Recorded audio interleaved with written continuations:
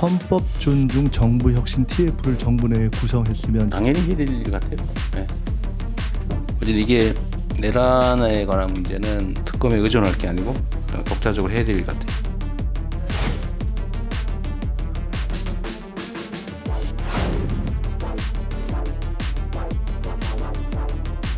이러한 대대적인 공무원 사찰은 내란 극복이 아니라 공포 정치를 하겠다는 뜻입니다.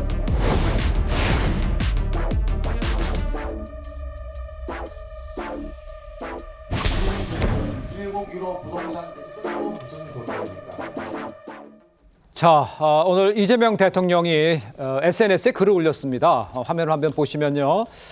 자, 신상필 올려주세요. 자, 신상필벌은 조직 운영의 기본 중에 기본이라면서 내란 극복도 또 적극적인 행정 권장도 모두 해야 할 일이다 이렇게 밝혔습니다. 이 게시물에는요, 정부가 불법 계엄 청산 조사 또 이 공무원 처우 개선을 병행하면서 이 공직사회에 혼선이 있다 이런 언론 기사가 있었는데 그거를 첨부해서 올렸어요. 그러니까 불법 계엄에 가담했는지를 조사하기 위한 이 정부의 헌법 존중 정부 혁신 TF에 계속 힘을 실어주겠다 이런 의지를 보였다 이렇게 해석할 수 있는지 최진영 변호사께서는 어떻게 보세요? 헌법을 존중하는 민주당이 윤석열 대통령 때 30명이 넘는 탄핵을 남발했습니까? 네. 헌법재판소에서조차도 윤 대통령에 대한 탄핵과 함께 그 이유에서 민주당의 헌법에 있는 권한을 남용했는 부분을 강하게 질타했는 부분이 있습니다. 네. 나아가 이번 사안 같은 경우에는 헌법상 공무원의 정치적 중립성과 독립성을 얘기하고 있음에도 불구하고 어떻게 했죠? 이미 검찰 없애버렸죠. 그리고 경찰의 권한을 몰아주면서 사실 경찰 같은 경우에도 여전히 어떻게 보면 정치적 중립성, 견제 이런 부분이 문제가 있는데 예. 그 다음 타겟을 지금 일반 72만 명 공무원을 타겟으로 하고 있는 것 아니겠습니까?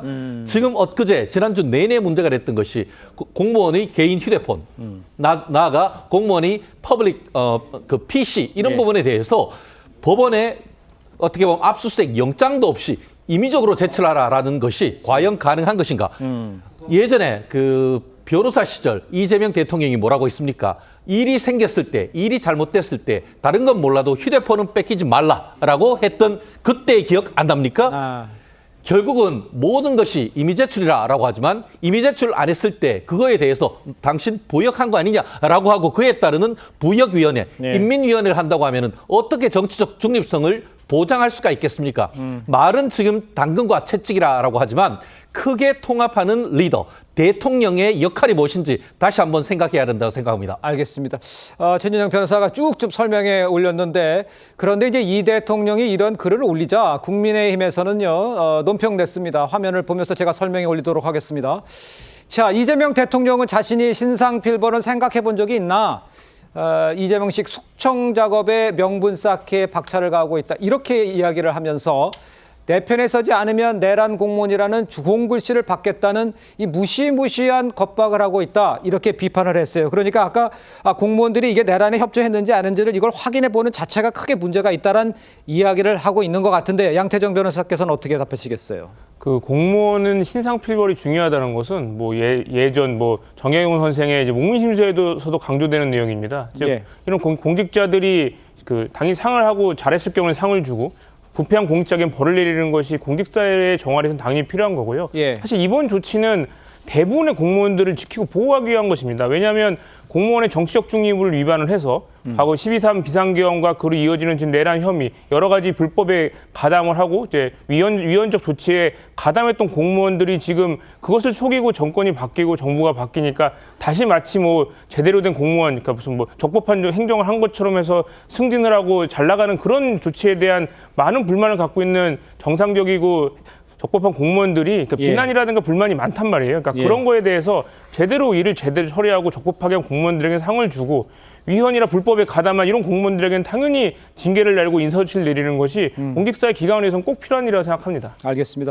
그러니까 이제 신상필벌의 이 원칙 그거는 맞다는 얘기를 하시는 것 같은데 일단 중요한 거는요. 지금 말씀하신 대로는 원칙적인 이야기고 정부가 이제 공무원의 비상계엄 가담 여부 요거를 조사하면서 의혹이 있는 경우에 본인 동의를 받아서 휴대폰을 들여다보겠다 요구한 얘기잖아요. 그러니까 이제 국민의힘에서는 사생활 털기라는 비판이 이어지고 있는 겁니다. 국민의힘 목소리를 먼저 한번 들어보시죠. 공무원 개인의 PC와 핸드폰을 들여다보겠다라고 하고 동의하지 않으면 수사를 의뢰하겠다라는 식으로 협박성 언급을 하는 것은 한마디로 명백한 인권 침해 행위이고 반헌법적인 불법 사찰에 불과합니다. 국가가 75만 공무원 여러분의 휴대폰을 털어보겠다고 합니다. 공직자 여러분의 휴대폰에 담긴 모든 내용을 국가가 손에 쥐게 될 것입니다. 여러분이 공개하고 싶지 않은 가족, 연인, 친구와의 사생활까지 손에 쥘 것입니다. 여러분이 던진 농담 하나하나까지 여러분의 발목을 잡게 될 것입니다. 자, 일단 오늘 한 시민단체는 공무원의 이 휴대폰 조사와 관련해서 직권남용 등의 혐의로 이재명 대통령과 김민석 총리를 고발하겠다고 예고를 했고요. 국민의힘 김미애 의원은 위법적 TF다. 또 나경원 의원은 기본권 침해이자 위헌적 만행이다 이렇게 비판을 했어요. 일단 의원님께서는 어떻게 보세요, 이거? 조직 생활을 해본 사람은 이거 금세 이해가 될 텐데요. 신상필벌은 굉장히 중요하죠. 근데 신상필벌의 판단을 누가 하느냐도 굉장히 중요하지 않겠어요. 시스템이 하는 것이 아니라는 느낌을 강하게 받게 될 수밖에 없는 것이 지금 계엄과 관련해서 72만 명의 공무원들을 대상으로 해서 뭔가 조사를 하겠다 그러는데요. 그 내란이라고 하는 계엄 말입니다. 네. 계엄 시작됐다, 계엄 끝났다 6시간 걸렸어요. 네. 근데 6시간 동안에 72만 명 중에 몇 명이 적극적으로 가담했을까라는 생각을 일단 해보게 되고요. 대통령이 정말 관심이 많구나. 그러니까 SNS에 저런 글을 올리지 않았겠어요? 이재명 대통령도 굉장히 이렇게 그 디테일에 강한 것 같아요. 만기 칠남이라 그러나? 네. 그러니까 이 신상필벌 문제뿐만 아니라 지난번에 그 백혜룡 문제도 그랬고요. 네네. 그 상당히 이런 어떤 그 소소한 일에 대해서 굉장히 자기가 챙기는 그런 스타일인 것 같아요. 그래서 궁금증이 들어요. 요번에 항소 포기와 관련해서는 아무 생각도 없이 사후 보고만 받았다 그랬잖아요. 네. 이게 좀 앞뒤가 안 맞는다는 생각을 저 혼자만 하는 건지 모르지만 지금 주제는 물론 신상필벌이긴 하지만 그리고 예. 이렇게 신상필벌을 한다고 나서면은 일단 70여만 명의 공무원들이 위축됩니다. 그러니까요. 그리고 투서가 난무하잖아요. 예. 그러면은 업무에 정진할 수가 없어요. 서로가 서로를 감시하고 누가 내 뒤통수를 치지 않을까. 그러면서 복지부동하게 되고 예. 업무 효율성은 기대할 수도 없죠. 이거 왜 할까요?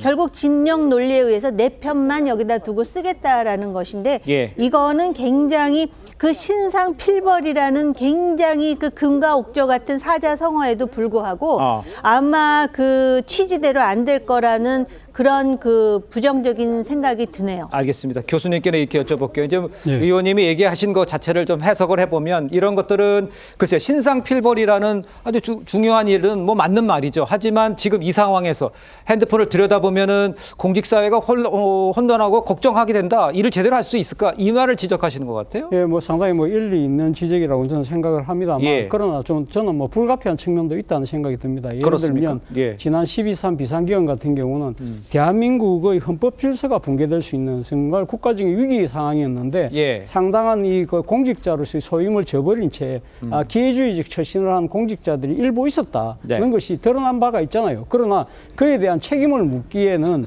상당히 그 드러난 바가 한정된 측면이 있기 때문에 이와 관련해서 아마 공직사회 내부적으로도 상당한 투서가 있던 걸로 알고 있습니다. 그렇기 때문에 이 부분을 한번 털고 가지 않은 이상 안 가고 그냥 묻어버리고 넘어갈 경우에는 또 다른 이 비슷한 사태가 발생했을 때 예. 이것도 할 수 있겠구나라는 생각을 할 수 있는 공직자들이 있을 수가 있기 때문에 이 기회에 어떤 식으로 한 번쯤은 그러니까 청산을 하고 갈 필요가 있다는 것이죠. 예. 물론 아까 휴대폰 부분은 저도 생각했을 때 상당히 좀 심한 측면이 분명히 있습니다만 네네. 과거 제가 기자 시절에 보면요.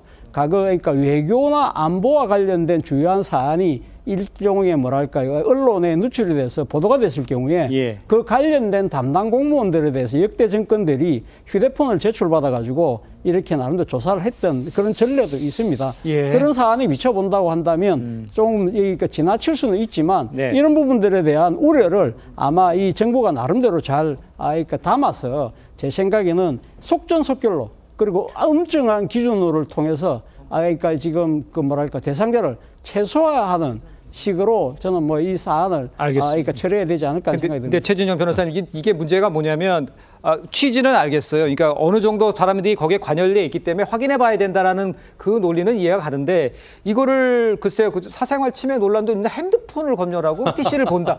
이렇게 이 방법뿐이 없겠나 이런 생각을 할 수 있을 것 같아요. 저는 무서워서 네. 여기에서 말하는 것 또한 무섭다라고 생각을 합니다. 예. 사실 그렇지 않습니까? 헌법의 본질적인 가치는 사생활의 비밀입니다. 네네. 나아가 통신의 비밀이고 쉽게 말하면 표현의 자유입니다. 그런데 그와 같은 사생활의 비밀을 방어해주는 가장 핵심적 제도가 뭐죠? 영장주의인 겁니다. 언론 출판 그리고 표현의 자유를 침해하려고 하면은 예. 법원 내에 어떤 그로부터 받은 압수수색 영장을 통해서만 할 수 있습니다. 그렇지 않고 남의 통신 엿들으면 뭐죠? 그게 바로 통신비밀보호법인 것이고 네네. 그게 바로 형사적으로 책임지고 깜빵 갈 만한 일입니다. 네. 그것을 대놓고 백주대낮에 공무원들한테 한다? 저는 공무원 그 다음은 어디냐? 일반 국민으로 나아갈 수밖에 없는 것이죠. 그렇지 않습니까?